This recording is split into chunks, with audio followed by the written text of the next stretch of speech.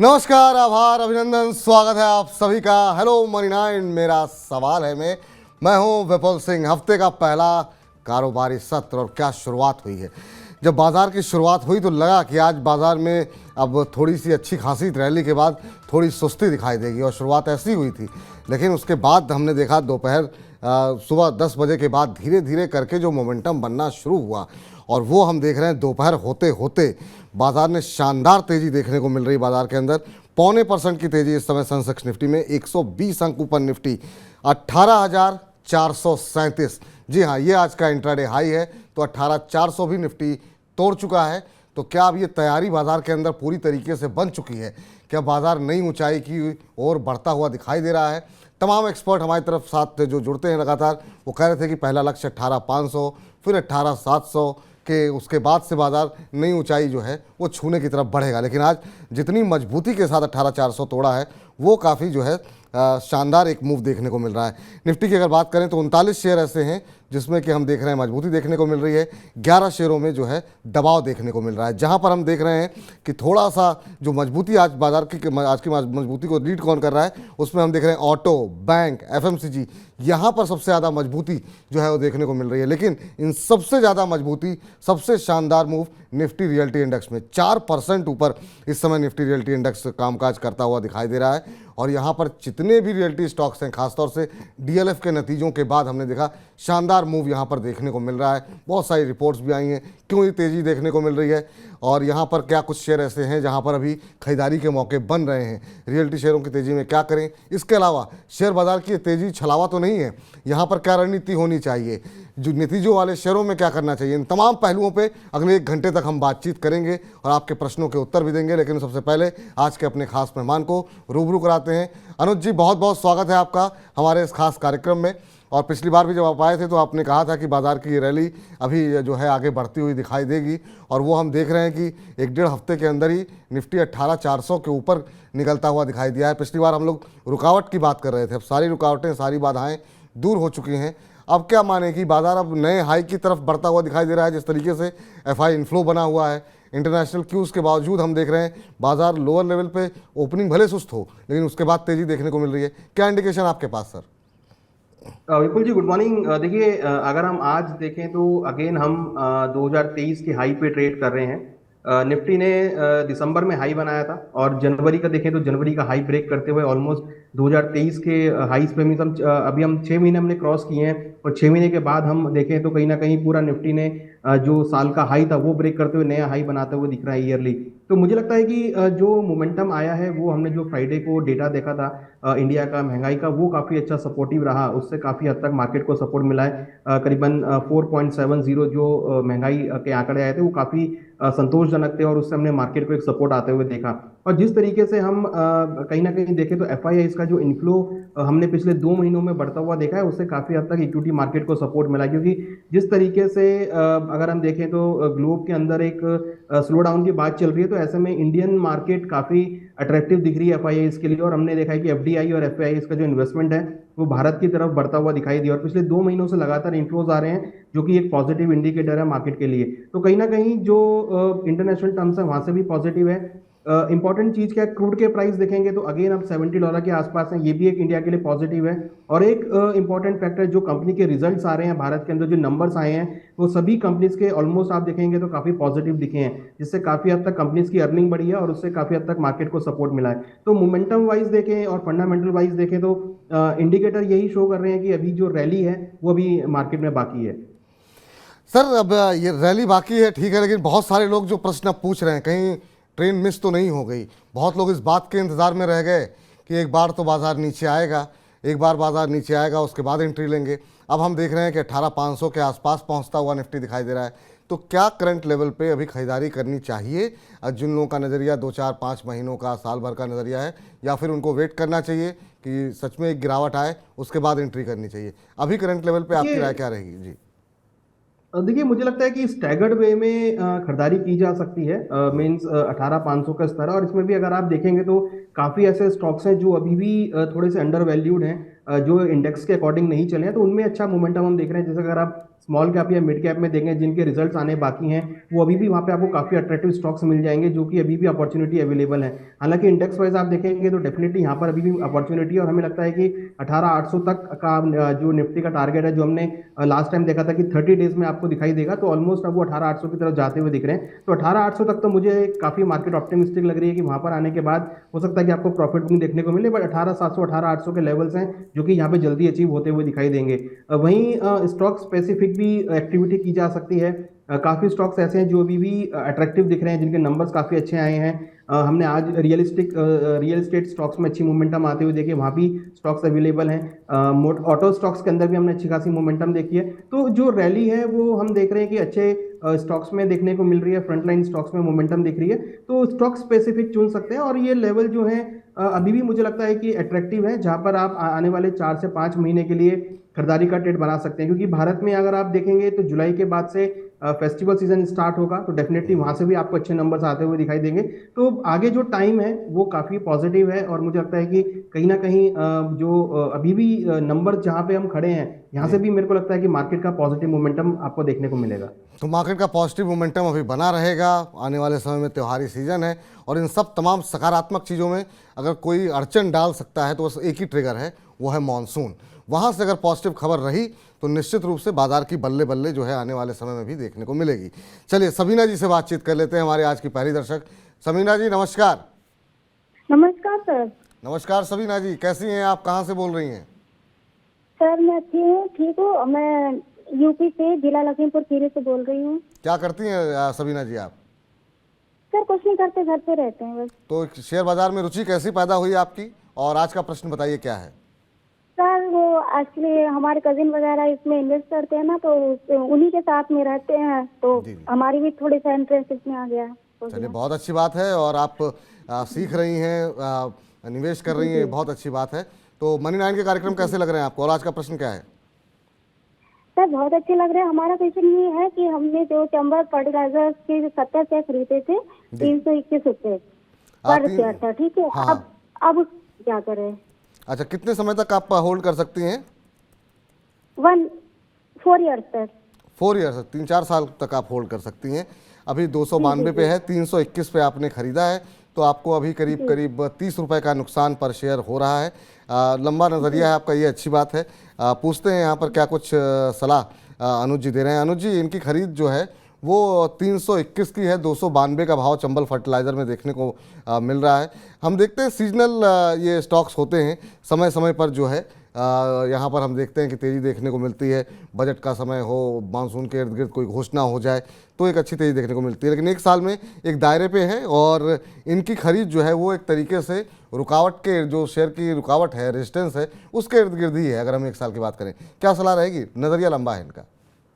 देखिए नज़रिया लंबा है, डेफिनेटली एक पॉजिटिव पॉइंट है। दूसरा कि एक निवेशक है, लंबी अवधि तक होल्ड कर सकते हैं, तो ये भी एक पॉजिटिव पॉइंट है। आप अगर इसके चार्ट को देखेंगे तो अभी रिसेंटली इसने 248 का लो बनाया था मार्च में, और वहाँ से एक अच्छी रिकवरी देखने को मिली है। करीबन 8 हफ्तों से लगातार ये एक पॉजिटिव मोमेंटम में है। मुझे लग रहा है कि कहीं ना कहीं जो इसमें ट्रिगर है पॉजिटिव, वो स्टार्ट होता हुआ दिखाई दिया है। आगे डेफिनेटली मॉनसून है, और मॉनसून के बाद जनरली हम देखते हैं फर्टिलाइजर की डिमांड बढ़ती है। तो मुझे लगता है कि यहाँ पर इनको एटलीस्ट अभी 2-3 महीने और इनको व्यू देखना पड़ेगा, और जिस तरीके का यहाँ पे पॉजिटिव ट्रिगर मिले हैं, मुझे लगता है कि ये स्टॉक के अंदर जो डिमांड है वो यहाँ पर रहेगी। और मुझे लगता है कि अगर हम बात करें दिवाली या दिसंबर तक, तो आपको ये जल्दी ही 400 तक के लेवल पे स्टॉक जाता हुआ दिखाई देगा। क्योंकि मेरा मानना है कि मॉनसून के बाद जनरली फर्टिलाइजर स्टॉक्स में अच्छी खासी डिमांड देखने को मिलती है, और उससे फर्टिलाइजर स्टॉक्स को अच्छा खासा मोमेंटम मिलता है। तो मुझे लगता है कि इनको होल्ड करना चाहिए, घबराने की बात नहीं है। ओवर जो स्टॉक था वो ऑलरेडी लो बना चुका है, वहां से रिकवरी मोड में है, और जल्दी ही आपको ये 400 के लेवल पे जाता हुआ दिखाई देगा। एक छोटा सा हर्डल है जो कि करीबन 360 के आसपास है, वो अगर ब्रेक होता है तो फिर 400 से लेकर 450 के लेवल आपको देखने को मिलेंगे। और जैसे कि इनका एक 4 साल का व्यू है, तो मेरे ख्याल से इनको स्टॉक को होल्ड करना चाहिए। यहाँ पे अच्छे रिटर्न इनको देखने को मिलेंगे। अच्छे रिटर्न देखने को मिलेंगे। आप बस थोड़ी सी धैर्य अपना बनाए रखिए, आने वाले समय में 400 450 तक के लक्ष्य आपको देखने को मिलेंगे। बीच में एक रुकावट है, वो भी पार हो जाएगी, आप निश्चिंत रहिए। नज़रिया आपका लंबा है, बने रहिए शेयर में। विवेक जी का प्रश्न है, विवेक गोयनका जी ने प्रश्न जो है हमें भेजा है, और यूट्यूब का माध्यम इन्होंने चुना है, और बड़ी दिग्गज कंपनी पे सवाल है इनका, लार्सन एंड टुब्रो LNT पे सवाल है। ये जानना ही चाह रहे हैं कि अनुज जी, आपका लार्सन एंड टुब्रो पे क्या एल&टी पे क्या व्यू है? एक साल के हिसाब से आप लक्ष्य क्या देख रहे हैं, और यहाँ पर क्या स्विंग ट्रेडिंग की जा सकती है और कैसे की जा सकती है, इसको लेकर के इनका ये प्रश्न है सर।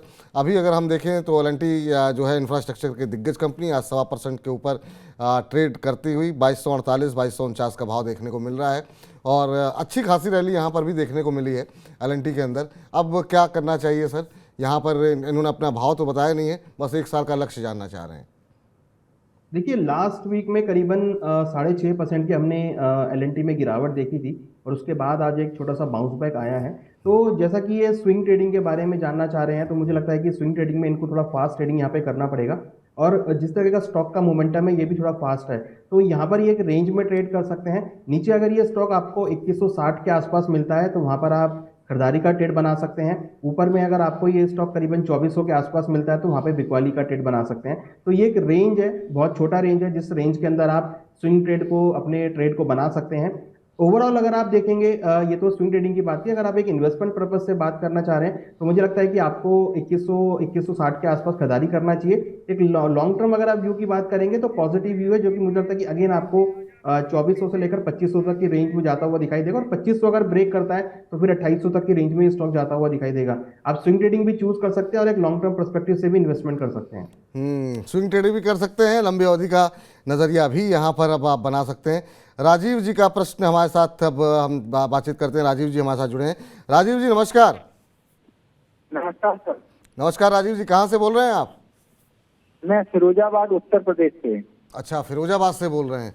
फिरोजाबाद शायद मेरे ख्याल से चूड़ियों के लिए बड़ा मशहूर है।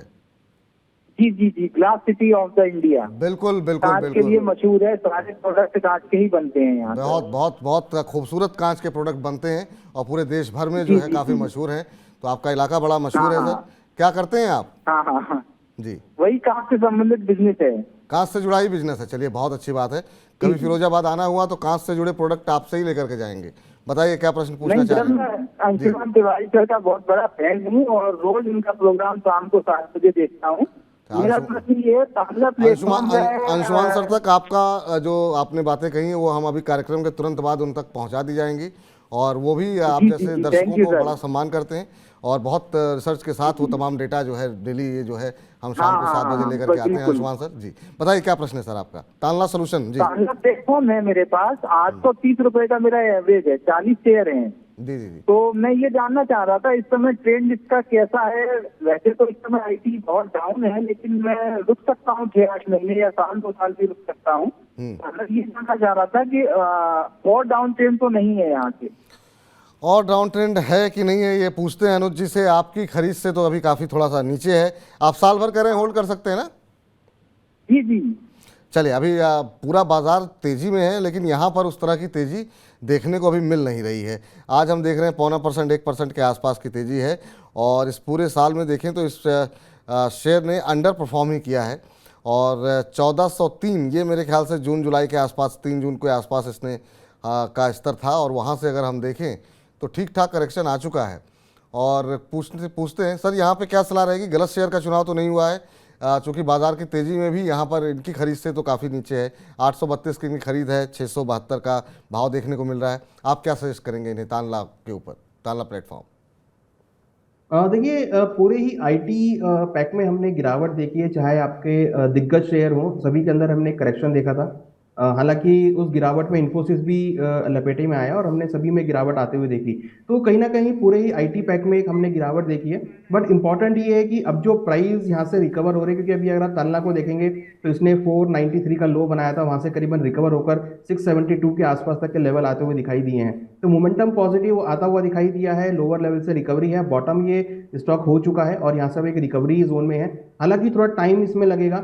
मुझे लगता है कि जैसा कि इनका 1 साल का टाइम फ्रेम है, तो मुझे लगता है कि इनको 1 साल के अंदर अगेन 900 तक के लेवल, जो कि मेरे को लग रहा है कि यहाँ पर आ सकते हैं, देखने को मिल सकते हैं। कहीं ना कहीं जो मोमेंटम है वो स्लो एंड स्टडी पेस पर रिकवर होता हुआ दिख रहा है। मेरे हिसाब से इनको स्टॉक को होल्ड करना चाहिए। ऊपर में 900 तक के लेवल 1 साल में मैं एक्सपेक्ट कर रहा हूँ कि देखने को मिल सकते हैं। जिस तरीके की रिकवरी आई है वो मुझे लगता है कि आगे भी और एक्सटेंड हो सकती है, और 900 850 से लेकर 900 तक के लेवल तानला में देखने को मिल सकते हैं। तो 1 साल के लिए मुझे लगता है कि इनको होल्ड करना चाहिए, स्टॉक होल्ड करना चाहिए। आपके लिए फिलहाल यही सलाह है। इस बीच यूट्यूब पे काफ़ी सारे प्रश्न आ रहे हैं। एस एस पांडे जी का प्रश्न आया है, इसके अलावा संदीप कुमार जी का प्रश्न है, सूजा भाई जी का प्रश्न है, अदानी लिख करके सर आपने छोड़ दिया है, कौन से अदानी में इतनी सारी कंपनियां लिस्टेड हैं, तो कम से कम कंपनी का नाम पूरा लिखिए, वो ज़्यादा बेहतर रहेगा।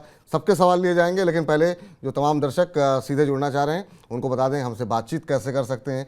अनुज जी से सीधा सवाल आपको पूछना हो, बातचीत करनी हो, 9311121874 ये है हमारा व्हाट्सएप नंबर, और इसके ज़रिए आपको एक व्हाट्सएप पे एक मैसेज भेजना है। हाँ, कितने शेयर ले रखे हैं, कौन से शेयर ले रखे हैं, किस भाव पे ले रखे हैं, कितने समय तक होल्ड कर सकते हैं, नज़रिया लॉन्ग टर्म का है या फिर ट्रेडिंग का, ये तमाम डिटेल जो है अगर आप विस्तार पूर्वक हमें भेजेंगे तो हम उतनी ही विस्तार पूर्वक जो है आपके प्रश्नों का उत्तर देंगे। अब सूजा भाई जी की तरह ऐसा नहीं खाली अदानी लिख करके छोड़ दीजिए, कंपनी का नाम पूरा लिखिए, क्योंकि एक ही नाम से बहुत सारी कंपनियां लिस्टेड हैं, किस भाव पे ले रखे हैं, कितने शेयर हैं, ये तमाम डिटेल के साथ आप हमें भेजें। चलिए जरा पांडे जी का प्रश्न ले लेते हैं, यूट्यूब का माध्यम इन्होंने चुना है हमको अपना प्रश्न भेजने के लिए। और बैंकों में जो इस समय तेज़ी देखने को मिल रही है, तो बैंकिंग सेक्टर में काफ़ी सारे सवाल आ रहे हैं। कह रहे हैं नमस्ते सर। नमस्कार पांडे जी। पांडे जी कह रहे हैं कि पीएनबी के शेयर इन्होंने ले रखे हैं और 5150 पे, यूको बैंक लिए हुए हैं 2825 पे, थोड़ा ऊपर ले लिया आपने यूको बैंक, क्योंकि इसी तेज़ी यहीं इसी स्तर के आसपास 28, 29, 30 यहीं से हम देखते हैं कि थोड़ी सी गिरावट वापस आनी शुरू होती है। और ये कह रहे हैं कि आगे यहाँ पर क्या लक्ष्य मिल सकते हैं, कृपया बताएं। इन्होंने अपना समय नहीं बताया है सर कि कितने समय तक होल्ड कर सकते हैं। मिड कैप बैंकिंग में इन्होंने 2 कंपनियां आइडेंटिफाई की हैं, एक यूको बैंक और दूसरा पीएनबी। पीएनबी 5150 पे हैं और यूको बैंक 2825 पे। आप क्या सलाह देंगे इनको, अभी होल्ड करना चाहिए क्योंकि जिस तरीके का मोमेंटम बना हुआ है, या फिर आपको लगता है काफ़ी तेज़ी ऑलरेडी आ चुकी है, अभी थोड़ा सा निकल जाएं, दूसरे सेक्टर में तलाशें मौके? देखिए, दोनों ही स्टॉक जो है थोड़े से स्लो मूविंग है। अगर आप देखेंगे तो बैंकिंग जो रैली आई है उसमें ज़्यादा पार्टिसिपेट नहीं किया, तो थोड़ा सा स्लो मूविंग कैंडिडेट है दोनों ही। तो अगर ये 1 साल का व्यू लेके चलते हैं तो मुझे लगता है कि यहाँ पर अच्छे रिटर्न्स देखने को मिल सकते हैं। पीएनबी अगर हम 1 साल का व्यू देखें तो मुझे लगता है कि इसमें 70 तक के लेवल्स आपको यहाँ पर देखने को मिल सकते हैं। तो यहाँ पर एटलीस्ट इनको इन्वेस्टमेंट कॉल रखनी पड़ेगी कम से कम 1 साल के लिए, जहाँ पर मुझे लगता है कि पीएनबी के अंदर 70 तक का टारगेट देखने को मिल सकता है। रिसेंटली इसने 44 का लो बनाया था, वहां से एक रिकवरी फॉर्म में है। तो पीएनबी मेरे हिसाब से इनको 1 साल का जो मोमेंटम है वो यहाँ पे इनको रखना चाहिए, मोमेंटम पॉजिटिव है। वहीं अगर हम यूको बैंक की बात करें तो सिमिलर उसी का तरह मोमेंटम यहाँ देखने को मिला है। जनरली एक रैली इसमें हमने देखी थी और उसके बाद फिर एक रेंज में अटकता हुआ दिखाई दिया है। तो यहाँ पर अभी भी जो मोमेंटम है वो मुझे लगता है कि पॉजिटिव रहेगा। रिसेंटली 22 के आसपास का लो बनाया था, वहां से रिकवर होता हुआ दिखाई दिया है। मुझे लगता है कि आने वाले 4 से 6 महीने में इसमें 36 से लेकर 38 तक का रेंज देखने को मिल सकता है। 40 पे एक रेजिस्टेंस है, अगर 40 का लेवल ब्रेक होता है तो फिर आपको ये 45, 50 तक के रेंज में जाता हुआ दिखाई देगा।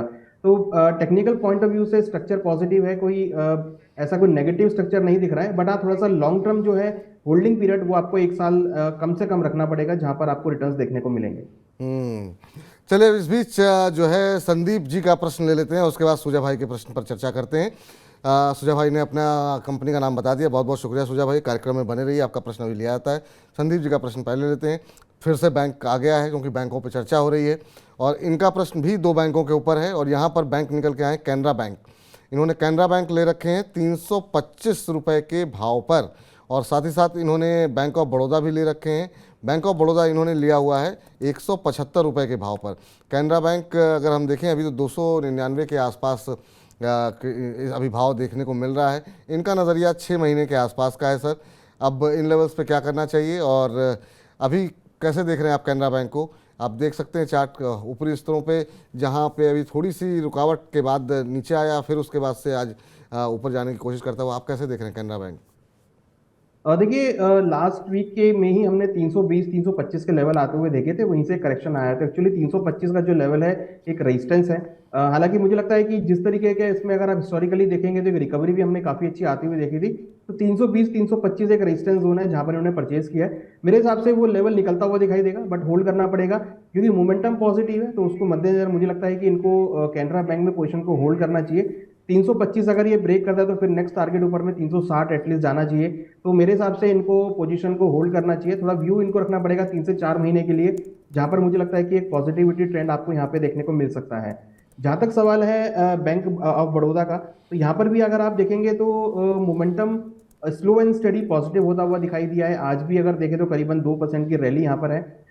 मेरे हिसाब से मोमेंटम इसके अंदर भी पॉजिटिव है और जल्दी ही मुझे लगता है कि इनकी आई थिंक 175 पे इन्होंने रेट बोला है बाइंग की, तो अभी ये शायद इन द मनी है। इनको होल्ड करना चाहिए। मुझे लग रहा है कि 195-200 तक के लेवल आपको आने वाले 1 से 1.5 महीने में देखने को मिल सकते हैं। 200 का एक रेजिस्टेंस लेवल है, अगर वो ब्रेक होता है तो फिर आपको ऊपर में करीबन 225-235 तक के लेवल बैंक ऑफ बड़ौदा में देखने को मिल सकते हैं। तो मेरी राय में इनको बैंक ऑफ बड़ौदा को भी होल्ड करना चाहिए। बैंक ऑफ बड़ौदा को होल्ड करना चाहिए। इस बीच जरा एक और प्रश्न ले लेते हैं, उसके बाद से आज कौन से शेयरों में हम देख रहे हैं कि काफ़ी तेज़ी देखने को मिल रही है, वो जरा उस पर भी नज़र डालेंगे। लेकिन पहले सुजा भाई का सवाल ले लेते हैं, क्योंकि लगातार सुजा भाई जो है प्रश्न पूछ रहे हैं। तो सुजा भाई का प्रश्न ये है, अदानी टोटल गैस के शेयर इन्होंने ले रखे हैं 920 के भाव पे, 2 साल रख सकते हैं। ये जानना चाह रहे हैं कि अब इनको क्या करना चाहिए। आज हम पूरे अदानी पैक में ही हम देख रहे हैं कि थोड़ा दबाव का माहौल जो है वो देखने को मिल रहा है। अगर अदानी टोटल की बात करें तो अभी जो भाव देखने को मिल रहा है वो 777 का है, 5% का अब लोअर सर्किट यहाँ पर लग चुका है। सर पहले MSCI इंडेक्स से बाहर हुआ अदानी टोटल उसके बाद से हम देखें कि ASM दायरे से बाहर हुआ, उसके चलते जो है थोड़ा दबाव यहाँ पर काफ़ी ज़्यादा बढ़ता हुआ दिखाई दे रहा है। इनकी खरीद थोड़ी ऊपर की है, इनको अब क्या करना चाहिए? और ख़ास तौर से अदानी ग्रुप की कंपनियों में जिस तरह की वॉल्टिलिटी है, जो लोग 1 साल 2 साल 4 साल के नज़रिए के साथ बने हुए हैं, उनके लिए आपका क्या संदेश होगा? क्या कुछ कहना चाहेंगे उन्हें, क्योंकि काफ़ी ज़्यादा ट्रेडिंग स्टॉक्स बनते हुए दिखाई दे रहे हैं अदानी के शेयर। तो देखिए, जैसा कि हमने MSCI इंडेक्स से बाहर होते हुए देखे, तो उसके बाद से एक सेलिंग प्रेशर आता हुआ दिखाई दिया है। मेरे हिसाब से इसमें फिलहाल तो मेरे हिसाब से राय है कि इसमें निकल जाएं, क्योंकि जो सेलिंग प्रेशर आप देख रहे हैं पिछले 3 हफ्तों से लगातार एक सेलिंग इंडिकेशन इसमें आता हुआ दिख रहा है। तो मेरे हिसाब से इसे निकल जाना चाहिए, क्योंकि आपको इसके अलावा और भी स्टॉक्स मिलेंगे इन्वेस्टमेंट करने के लिए। यहाँ पर अभी जिस तरीके से हम देख रहे हैं कि जो कुछ लीगल एक्टिविटीज भी चल रही हैं, तो मुझे लगता है कि अभी फिलहाल अदानी टोटल और अदानी ट्रांसमिशन 2 ऐसे स्टॉक हैं जहां पर कुछ हम एक्टिविटीज देख रहे हैं जो कि थोड़ी सी नेगेटिव होती हुई दिख रही हैं। मेरे हिसाब से इनको अभी टोटल गैस में से निकल जाना चाहिए। हमें लगता है कि अभी भावों में कुछ और नरमी देखने को मिलेगी, तो रिकवरी का पॉइंट अभी नहीं दिख रहा है। हो सकता है कि अगर कुछ पॉजिटिव आउटकम्स आते हैं तो वहां पर आप उसको दोबारा एंट्री कर सकते हैं, मगर फिलहाल करंट रेट पे मेरी सलाह है कि इस स्टॉक से निकल जाना चाहिए। अभी इसमें नेगेटिव ट्रेंड दिख रहा है, पिछले 3 हफ्तों से लगातार ये नेगेटिव है और आज भी देखें तो 5% डाउन है। तो मेरे हिसाब से यहाँ पर एग्जिट करने का ही मौके ढूंढने चाहिए। सर एक बार यहाँ पे चाहिए तो नुकसान बुक कर लीजिए, क्योंकि बहुत वॉल्टिलिटी है, आपकी खरीद का भाव ऊपर है, तो अगर आप निकल लेंगे तो जो नुकसान हो रहा है वो कार्यक्रम के आखिर में 2-4 शेयर हम अनुज जी से डिस्कस करेंगे, और अनुज जी बड़ी मेहनत से, बड़ी रिसर्च से कुछ एक शेयर रिकमेंड करेंगे, तो वहाँ पर आप अपने नुकसान की भरपाई करने की कोशिश कर सकते हैं। लेकिन यहाँ पे अगर आप नुकसान बुक कर लेंगे, अभी दोबारा जब अच्छी खबरें आएंगी, शेयर में मोमेंटम बनेगा, तो दोबारा आप चाहें तो यहाँ पर दोबारा एंट्री कर सकते हैं। चलिए, अब जो है तमाम सारे दर्शक प्रश्न पूछ रहे हैं, लेकिन संदीप कुमार जी कह रहे हैं धन्यवाद विपुल सर और Anuj sir for the views. Sandeep ji आपका बहुत बहुत शुक्रिया कार्यक्रम में बने रहने के लिए, और हम चाहेंगे कि कार्यक्रम में आखिर तक आप बने रहें और ये जो शेयर रिकमेंड किए जाएंगे अनुज जी की तरफ से, उस पर भी नज़र बनाएं। क्या कुछ वहाँ पर चार्ट्स कह रहे हैं, क्या कुछ फंडामेंटल रीज़न है जिसकी वजह से अनुज जी ने उन्हें चुना है, ये हम कार्यक्रम के आखिर में चर्चा करेंगे। लेकिन उससे पहले बहुत सारे शेयरों में आज हम देख रहे हैं मोमेंटम देखने को मिल रहा है। जरा एक एक करके उन शेयरों को स्क्रीन पर लाते हैं और अनुज जी से समझने की कोशिश करते हैं कि इस मोमेंटम में क्या कुछ अभी भी खरीदारी के मौके हैं। तो आज का जो पहला शेयर जरा हम चाहेंगे कि स्क्रीन पर लेकर के आया जाए, और यहाँ पर हम देख रहे हैं कि अच्छे खासे कुछ एक कंपनियाँ ऐसी हैं जहाँ पर नतीजों के चलते मोमेंटम बना हुआ है, और उसमें हम देख रहे हैं DLF शामिल है। DLF के अंदर अच्छा खासा मोमेंटम और नतीजे काफ़ी अच्छे रहे सर। आज भी हम देख रहे हैं पूरा रियल एस्टेट पैक जो है काफ़ी मजबूती के साथ कामकाज कर रहा है। DLF पे आपका क्या व्यू है सर, अनुज जी? देखिए, DLF काफी दिनों के बाद रेंज से निकला है, और अगर आप देखेंगे तो इसने भी अक्टूबर के बाद ये हाई आज मारते हुए दिखाई दिया है। करीबन 8 महीने के हाईस पे ये ट्रेड कर रहा है, इवन 9 महीने के हाई पे ये ट्रेड कर रहा है। तो मोमेंटम पॉजिटिव है। मुझे लगता है कि जिस तरीके के रिजल्ट्स आए हैं और जिस तरीके के टेक्निकल चार्ट्स पे पैरामीटर बने हैं, मुझे लगता है कि जल्दी ही आपको ये स्टॉक 500 के रेंज में जाता हुआ दिखाई देगा। तो मोमेंटम पॉजिटिव है, रिजल्ट भी पॉजिटिव आए हैं और स्ट्रक्चर भी पॉजिटिव है। मेरे हिसाब से यही अब आगे चलकर आने वाले 1 या 1.5 महीने में आपको ये 500 के ऊपर जाता हुआ स्टॉक दिखाई देगा। तो DLF में भी खरीदारी का ट्रेड मुझे लगता है कि पॉजिटिव रहेगा, इसमें होल्ड करना चाहिए। जिन्होंने खरीदारी नहीं करी है वो खरीदारी का ट्रेड बना सकते हैं। स्टॉप लॉस करीबन 405 पे लगाएं, टारगेट ऊपर में 520 का देखने को मिल सकता है। तो 520 तक के लक्ष्य यहाँ पर देखने को मिल सकते हैं। इन सब के बीच में अब जरा अगले शेयर पर नजर डालते हैं, और वो है टाटा मोटर्स। टाटा मोटर्स में हम देख रहे हैं कि एक अच्छा मोमेंटम देखने को मिल रहा है सर। चौथी तिमाही में हमने देखा उम्मीद से बेहतर नतीजे रहे हैं, जिसके चलते शेयर में काफ़ी अच्छा उछाल रहा है। पिछले साल कंपनी को घाटा हुआ था 1032 करोड़ रुपए का, और इस बार हम देख रहे हैं कि 5407 करोड़ रुपए का कंपनी को मुनाफा हुआ है। और उसके चलते हम देख रहे हैं कि अच्छा खासा मोमेंटम पिछले लगातार आप देखिए पिछले कई दिनों से अच्छी खासी तेज़ी देखने को मिल रही है। क्या ये तेज़ी अभी भी कंटिन्यू होती हुई दिखाई देगी? बहुत सारी रिपोर्ट्स आ रही हैं, अभी भी बुलिश हैं, खासतौर से जिस तरीके का एक्सपेंशन कंपनी प्लान कर रही है। अभी यहाँ पर ट्रेन मिस हो चुकी है या अभी भी खरीदारी की जा सकती है सर? देखिए, खरीदारी की जा सकती है क्योंकि ये स्टॉक काफी दिनों के बाद रेंज से निकला और आज भी अगर आप देखेंगे तो नवंबर के बाद हाई पर आता हुआ दिखाई दिया है और ये हमारा टॉप कैंडिडेट भी है। मुझे लगता है कि यहाँ पर हम जो मोमेंटम है वो आगे कंटिन्यू रहेगा। काफी टाइम के कंसोलिडेशन के बाद बाहर निकला है और बाहर निकला है तो वॉल्यूम्स के साथ निकला है, विद गुड रिजल्ट ये बाहर निकला है। तो मुझे लगता है कि जो तेजी बन रही है ये सस्टेन रहेगी। तो यहाँ पर मेरे हिसाब से खरीदारी का ट्रेड रखना चाहिए। 460 का एक अच्छा सपोर्ट है जिसका स्टॉप लॉस ये लगा सकते हैं। ऊपर में 570 एक रेजिस्टेंस है, वो अगर ब्रेक होता है तो मुझे लगता है कि जल्दी ही फिर ये 600 के ऊपर जाता हुआ दिखाई देगा। तो मेरे हिसाब से टाटा मोटर्स काफी अच्छा कैंडिडेट है, इसको होल्ड करना चाहिए। 570 का पहला टारगेट रहेगा और उसके ऊपर में करीबन नेक्स्ट टारगेट 620 का रहेगा। तो मेरे हिसाब से इनको टाटा मोटर्स को भी यहाँ पर होल्ड करना चाहिए। जिन्होंने नहीं खरीदा है वो यहाँ पर स्मॉल क्वांटिटी के साथ इसमें अगेन इन्वेस्टमेंट स्टार्ट कर सकते हैं। जी, चलिए अब अगले शेयर पे जाएं सर। यहाँ पर भी हमने देखा कि नतीजे काफ़ी अच्छे रहे और वो है कोलगेट का शेयर। कोलगेट में अच्छा खासा नतीजे जो रहे वो उम्मीद से बेहतर रहे। खासतौर से कंपनी ने जो कीमतें बढ़ाई थी उसके चलते कंपनी के जो मार्जिन्स रहे हैं, हालांकि मुनाफे में गिरावट देखने को मिली है 2% के आसपास, लेकिन मार्जिन्स 5% से ऊपर रहे हैं। ये बाज़ार को काफ़ी अच्छा लगा है और आज हम सुबह से ही देख रहे हैं कि 4% से ज़्यादा की तेज़ी यहाँ पर देखने को मिली है। और न सिर्फ कोलगेट बल्कि ओवरऑल पूरे FMCG पैक में आज अच्छा मोमेंटम देखने को मिल रहा हो, चाहे वो ब्रिटानिया हो या बाकी शेयर हों। कोलगेट पे आपकी राय जानना चाहेंगे, क्या आज की तेज़ी के बाद भी यहाँ पर खरीदारी के मौके हैं या थोड़ा सा शेयर में गिरावट आने का इंतजार करना चाहिए? कोलगेट पे आपकी राय। देखिए, मुझे लगता है कि यहाँ पर एक बार प्रॉफिट बुकिंग की जा सकती है, रेजिस्टेंस के आसपास है। हालांकि मॉर्निंग में 17 से 14 का हाई बनाया था, वहां से थोड़े से प्राइस करेक्ट हुए हैं। तो 1700 एक रेजिस्टेंस जोन है जहां पर मुझे लगता है कि एक प्रॉफिट बुकिंग आ सकती है। तो जिन्होंने खरीदारी कर रखी है मेरे हिसाब से उनको एक बार प्रॉफिट बुक करना चाहिए। फ्रेश एंट्री के लेवल जो है करीबन 1600-1620 के आसपास के रहेंगे, जहां पर फ्रेश एंट्री की जा सकती है। 1530 का स्टॉप लॉस लगाएं और ऊपर में अगेन आपको 1700 के आसपास एग्जिट करने का मौका मिलेगा। अगर ये वीकली बेसिस पर 1700 के ऊपर क्लोज करता है तो फिर आपको आगे रैली मिल सकती है जो कि 1800 के आसपास तक जाती हुई दिखाई देगी। तो मोमेंटम पॉजिटिव है, यहाँ पर एक बार प्रॉफिट बुक करना चाहिए। डिप मिले 1620 के आसपास तो फिर खरीदारी इनिशिएट कर सकते हैं। चलते चलते जो अच्छे खासे जो आप रिसर्च कर करके अच्छे अच्छे शेयर निकालते हैं, हम चाहेंगे कि हमारे दर्शकों को भी उनसे लाभान्वित आप करवाइए। और तमाम लोग पेन कॉपी लेकर के बैठे होंगे, कई जगहों पे लोगों को नुकसान हुआ है, क्या स्टॉप लॉस रहेंगे, क्या लक्ष्य रहेंगे, किन शेयरों पे आप दांव लगाने की सलाह दे रहे हैं? देखिए, पहला stock Ujjivan small finance bank रहेगा। इसके रिजल्ट हमने काफी ऑप्टिमिस्टिक आते हुए देखे हैं। मेरे हिसाब से उज्जीवन स्मॉल फाइनेंस बैंक में टेक्निकल चार्ट भी अच्छा बना हुआ है, तो यहाँ पे खरीदारी का ट्रेड ले सकते हैं 31 के आसपास में। 26 का स्टॉप लॉस लगाए, टारगेट करीबन 40 तक मुझे लगता है कि आने वाले 2 से 3 महीने में देखने को मिल सकता है। वहीं हमने अभी OMC की बात करी तो जिसमें मैंने HPCL को चुना है। HPCL के अंदर अच्छा खासा मोमेंटम रहा है, रिजल्ट्स भी काफी अच्छे आए हैं HPCL के, तो यहाँ पे खरीदारी का ट्रेड ले सकते हैं। स्टॉप लॉस 235 पे लगाएं, टारगेट करीबन 290 तक हो सकता है। तीसरा स्टॉक टाटा मोटर्स का है, इसके भी रिजल्ट काफी अच्छे आए हैं। JLR की जो सेल्स है वो नंबर्स बढ़े हैं, तो टाटा मोटर्स के अंदर भी खरीदारी का ट्रेड ले सकते हैं। 460 का स्टॉप लॉस लगाए, टारगेट करीबन 570 तक हो सकता है। और एक स्मॉल कैप में हमने यूग्रो कैपिटल को चुना है, जिसमें हमने इनकी AUM बढ़ते हुए देखा है। तो यूग्रो कैपिटल में खरीदारी करें, 188 पे स्टॉप लॉस लगाएं, टारगेट करीबन 260 तक देखने को मिल सकता है। तो ये 4 स्टॉक है जो कि मुझे लगता है कि कुछ पोटेंशियल रखते हैं और एक अच्छा खासा मोमेंटम आने वाले दिनों में देखने को मिल सकता है। ठीक, एक बार जरा फिर से जरा फुल स्क्रीन पे दिखा दीजिए हमारे दर्शक जो नोट नहीं कर पाए। और हाँ, इस जो हमने प्लेट बनाई है ग्राफिक्स की उसमें स्टॉप लॉस नहीं है, लेकिन स्टॉप लॉस जरूर फॉलो कीजिए। ये जरा देखिए, उज्जीवन स्मॉल फाइनेंशियल बैंक को खरीदने की सलाह है।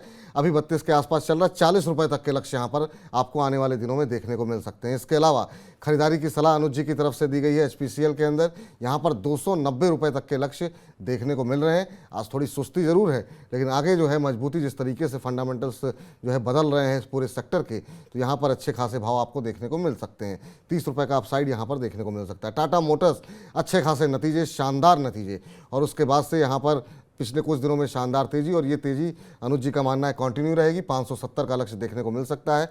इसके अलावा यहाँ पर यूग्रो कैपिटल में भी खरीदारी की सलाह दी गई है, यूग्रो कैपिटल में, और यहाँ पे 210 के आसपास चल रहा है। 50 रुपये तक की तेज़ी यहाँ पर भी देखने को मिल रही है, मिल सकती है। 260 रुपये का लक्ष्य देखने को मिल सकता है। तो ये वो शेयर हैं जहाँ पे आप खरीदारी कर सकते हैं। अनुज जी, चलते चलते कोई डिस्क्लोजर आपकी तरफ से? देखिए, हमने यहाँ पर जो भी डिस्कस किए हैं, कॉल्स ये हमने कंपनी के क्लाइंट्स को दी हैं, उनकी पोर्शन इसमें हो सकती है। अनुज जी, बहुत बहुत धन्यवाद, शुक्रिया आपका आज के इस कार्यक्रम में जुड़ने के लिए। इतने सारे दर्शकों के लगातार सवाल आ रहे थे और जिस तरीके से आपने उत्तर दिए, बहुत बहुत धन्यवाद। और निश्चित रूप से हमारे तमाम दर्शक लाभान्वित हुए होंगे। और अपने दर्शकों को बता दें, जिन दर्शकों का जो लोग शामिल नहीं हो पाए हैं कार्यक्रम में और या देख नहीं पाए हैं, उनका सवाल हमने डिस्कस किया। तो शाम को 5 बजे इस पूरे कार्यक्रम को तो नहीं, लेकिन कार्यक्रम के एक बड़े हिस्से को हम अपलोड करते हैं यूट्यूब पे, तो आप दोबारा भी देख सकते हैं। अनुज जी, एक बार फिर से बहुत बहुत धन्यवाद आपका आज की इस चर्चा में जुड़ने के लिए, बहुत बहुत शुक्रिया। Thank you Vipul ji, thank you very much. धन्यवाद। तो फिलहाल हेलो मनी 9 को समेटने का वक्त हो चुका है, लेकिन हर रोज हम आपके साथ 1 बजे जुड़ते ही हैं शेयर बाजार पर चर्चा करने के लिए। कल भी जुड़ेंगे। आपके सवाल रह गए, कोई बात नहीं, सवाल हमारे पास मौजूद हैं, कल आपसे बातचीत हो जाएगी। लेकिन हाँ, हेलो मनी 9 अब आता है 2 बार, तो शाम को 4 बजे जुड़ जाइए हमारे साथ। और टैक्स को लेकर के जो भी मन में आशंकाएं दुविधाएं हैं, वो आज हम दूर करेंगे कि आखिर में पुरानी टैक्स रिजीम या फिर नई, कौन सी टैक्स रिजीम आपके लिए ज़्यादा बेहतर रहेगी, ये प्रियंका संभव जी आपको बताएंगी शाम को 4 बजे। और उनके साथ मौजूद होंगे सुधीर कौशिक जी, को फाउंडर टैक्स स्पैनर के। तो वो उनके साथ आपका जो भी टैक्स से जुड़ा हुआ प्रश्न हो कि क्या आपको नई रिजीम में जाना चाहिए, पुरानी रिजीम आपके लिए बेहतर है, क्या आपका सैलरी बेस है, उसके आधार पर क्या आपके लिए बेहतर रहेगा, ये तमाम जो है चीज़ें हम आपको बताएंगे शाम को 4 बजे। तो फिलहाल आज के कार्यक्रम को यहीं समेटते हैं, कल 1 बजे फिर से मिलेंगे आपके साथ। लेकिन तब तक आप लगातार मनी 9 के साथ बने रहिए, क्योंकि तमाम अच्छे अच्छे कार्यक्रम जो है वो हम आपकी जेब से जुड़े हुए लगातार लेकर के आ रहे हैं। मुझे इजाज़त दे दीजिए, नमस्कार।